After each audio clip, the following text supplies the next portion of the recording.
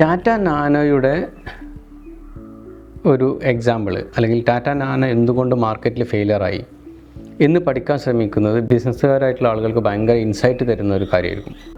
Tata nano വരുന്നത് professor CK Prahalad അദ്ദേഹത്തിൻ്റെ Fortune at the bottom of the pyramid എന്ന് പറയുന്നൊരു തിയറി ഉണ്ട്. അതിനെ അടിസ്ഥാനമാക്കിയിട്ടാണ്. ആരാണ് ഈ പ്രൊഫസർ CK പ്രഹ്ലാദ്? മാനേജ്മെൻറ്റ് ഫ്രട്ടേണിറ്റിയിലൊക്കെ ഉള്ള ആളുകൾക്ക് അറിയാവുന്നതെന്നല്ലാതെ സാധാരണ ആളുകൾക്ക് ഒരു പക്ഷേ അദ്ദേഹത്തിൻ്റെ പേര് ഫെമിലർ ആയിക്കൊള്ളുന്നില്ല. ഇപ്പോൾ ഈ ഫോബ്സിൻ്റെ richest people on the world അങ്ങനത്തെ ലിസ്റ്റുകളൊക്കെ ഉണ്ടാവും. ഏറ്റവും കൂടുതൽ ധനികരായിട്ടുള്ള ആളുകളുടെ ലിസ്റ്റൊക്കെ പബ്ലിഷ് ചെയ്യാറുണ്ടല്ലോ ഫോബ്സ്. അതിലുള്ള ആളുകളെ കുറിച്ചിട്ടൊക്കെ ചോദിച്ചു കഴിഞ്ഞാൽ സാധാരണക്കാരായിട്ടുള്ള ആളുകൾക്ക് പോലും അറിയാൻ പറ്റും ആരാണ് പിന്നെ ഏറ്റവും റിച്ചസ്റ്റ്. അത് ബിൽ ഗേറ്റ്സ് ആണോ അല്ലെങ്കിൽ പിന്നെ ഗൗതം അദാനി അല്ലെങ്കിൽ മുകേഷ് അംബാനി ഇപ്പോൾ ഏത് പൊസിഷനിലാണുള്ളതെന്നൊക്കെ ആളുകൾക്ക് അറിയാൻ പറ്റുന്നുണ്ടാവും. അല്ലെങ്കിൽ കേരളത്തിൽ നിന്നുള്ള റിച്ചസ്റ്റ് ആൾക്കാർ ആരാണോ എല്ലാവർക്കും അറിയുന്നുണ്ടാവും. ഡോക്ടർ CK പ്രഹ്ലാദ് അല്ലെങ്കിൽ പിന്നെ അദ്ദേഹം വേൾഡ് തിങ്കേഴ്സ് ലിസ്റ്റിൽ നമ്പർ 1 ആയിരുന്നു. ഈ വേൾഡ് തിങ്കേഴ്സ് ലിസ്റ്റിൽ നമ്പർ 1 ആയിരിക്കുന്ന കാലത്ത് ആ ലിസ്റ്റിലുള്ള മറ്റാളുകളുടെ റാങ്കിങ് കൂടി കാണണം. അതിനകത്ത് ബിൽ ഗേറ്റ്സ് ആയിരുന്നു 2ാം സ്ഥാനത്തുണ്ടായിരുന്നത്. ടോണി ബ്ലെയർ ആ ലിസ്റ്റിൽ, അന്നത്തെ ഈ മാർക്കറ്റിങ്ങിൻ്റെ ഗുരു എന്നറിയപ്പെടുന്ന ഫിലിപ്പ് കോട്ട്ലർ 13ാം സ്ഥാനത്താണ്. ടോണി ബ്ലെയർ ലിസ്റ്റിലേക്ക് വന്നത് 40ാം സ്ഥാനത്തോ മറ്റോ ആണ്. അങ്ങനെയുള്ള അതായത് ലോകത്തുള്ള ചിന്തകന്മാരുടെ ലിസ്റ്റ് ഉണ്ടാക്കിയപ്പോൾ അതിൽ നമ്പർ 1 പൊസിഷനിൽ നിൽക്കുന്ന ആളാണ് ഡോക്ടർ CK പ്രഹ്ലാദ്.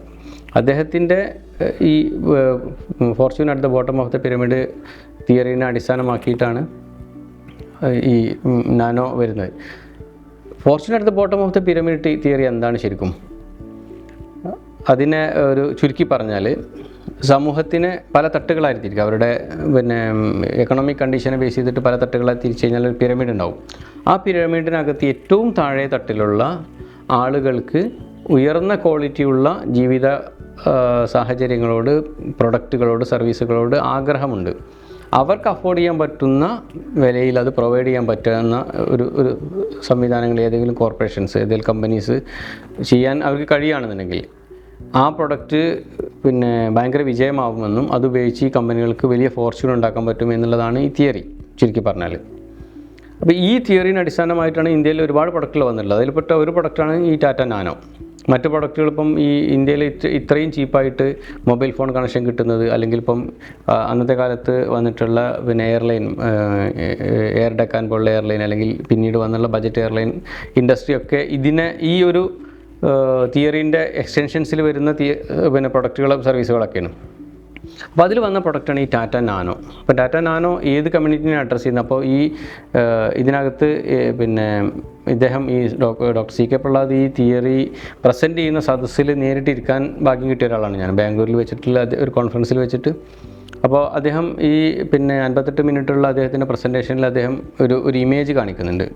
ഒരു ബൈക്കിൻ്റെ മുകളിൽ അച്ഛനും അമ്മയും 3 കുട്ടികളും ഇരുന്ന് പോകുന്നത്. ഒരു കുട്ടീനെ മുമ്പിൽ ഇരുത്തിയിട്ടുണ്ട്. പിന്നെ അമ്മ ബാക്കിൽ ഇങ്ങനെ നടുക്ക 2 കുട്ടികളൊക്കെ വെച്ച് പോകുന്ന ഒരു ഫാമിലീൻ്റെ ഫോട്ടോ കാണിച്ച് അദ്ദേഹം പറഞ്ഞു, ഇവർക്കൊരു കാറ് കൊടുക്കാൻ പറ്റണമെങ്കിൽ ഇന്ത്യയിൽ വലിയൊരു ഓപ്പർച്യൂണിറ്റിയാണ് എന്ന് അദ്ദേഹം പറയുന്നുണ്ട്. അതിനെ ഒരു ബിസിനസ് ആക്കിയിട്ട് രത്തൻ ടാറ്റ കൺവേർട്ട് ചെയ്ത സംഗതിയാണ് ഈ ടാറ്റ നാനോ.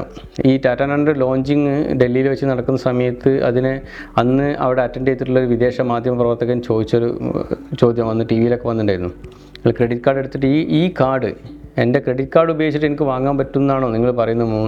ഒരു 2000, 3000 അല്ലെങ്കിൽ $5000 കൊടുത്ത് വാങ്ങാൻ പറ്റുന്നൊരു പ്രൊഡക്റ്റാണോ ഇത് എന്നാണ്.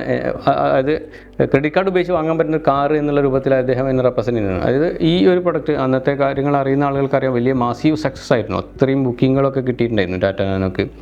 പിന്നീട് അതിൻ്റെ പിന്നെ പ്ലാന്റ് വെസ്റ്റ് ബംഗാളിൽ നിന്ന് ഗുജറാത്തിലേക്ക് മാറുന്നതുമായി ബന്ധപ്പെട്ട ഇൻസിഡൻറ്റുകളൊക്കെ ആ കാര്യങ്ങൾ ഒബ്സർവ് ചെയ്ത ആളുകൾക്ക് അറിയുന്നതാണ്.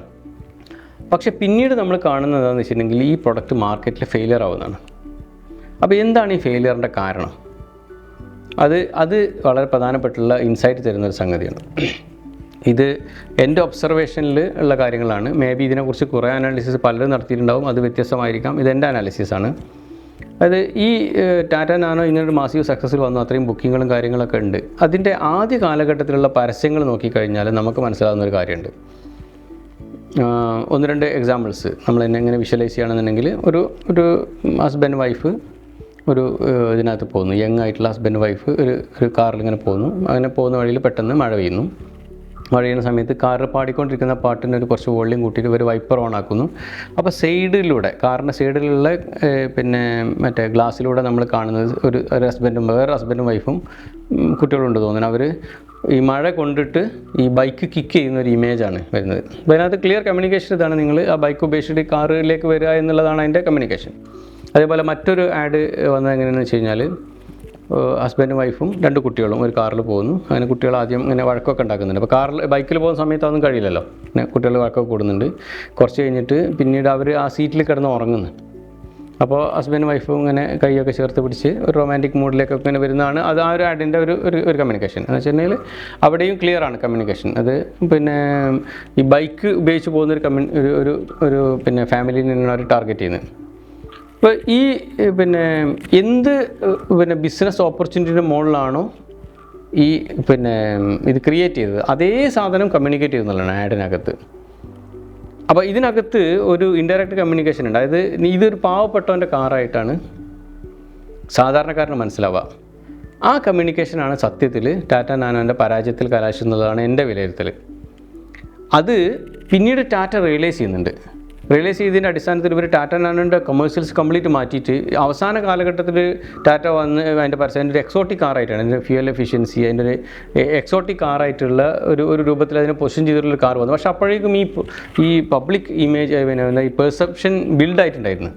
അത് പിന്നീട് അതിൻ്റെ മുകളിലുള്ള പിന്നെ ക്രിയകളൊന്നും പിന്നെ വർക്കായിട്ടില്ല. അങ്ങനെ ഇവഞ്ച്വലി അത് ഡേ ആവുന്ന ഒരു സാഹചര്യമാണ് ക്രിയേറ്റ് ചെയ്തത്. അപ്പോൾ ഇത്രയും വലിയൊരു ഓപ്പർച്യൂണിറ്റിൻ്റെ മുകളിൽ ക്രിയേറ്റ് ചെയ്തൊരു സാധനത്തിൻ്റെ മുകളിലുള്ള ഇത്തരം കമ്മ്യൂണിക്കേഷൻസ്, ആ കമ്മ്യൂണിക്കേഷനാണ് സത്യത്തിൽ ആ പ്രൊഡക്റ്റിൻ്റെ ഫെയിലിയറിൽ കലാശിച്ചത്. അപ്പോൾ ഈ കമ്മ്യൂണിക്കേഷൻ വളരെ ഇമ്പോർട്ടൻ്റ് ആണ്. എന്താണ് നിങ്ങൾ കസ്റ്റമറോട് പറയുന്നത് എന്നുള്ളത്. ഇന്ത്യൻ കോണ്ടെക്സ്റ്റിൽ എന്ന് മാത്രമല്ല, എനിക്ക് തോന്നുന്നു ഗ്ലോബൽ കോണ്ടെക്സ്റ്റിൽ തന്നെ കാറ് അതിൻ്റെ കൺവീനിയൻസ്, അതിൻ്റെ കംഫർട്ട്, അതിൻ്റെ ഫ്യൂവൽ എഫിഷ്യൻസി, ഇതൊന്നുമല്ല കാറ് വാങ്ങാനുള്ള മാനദണ്ഡം. കാറ് വാങ്ങാനുള്ള മാനദണ്ഡം അതിൻ്റെ സോഷ്യൽ ക്ലാസ്സാണ്.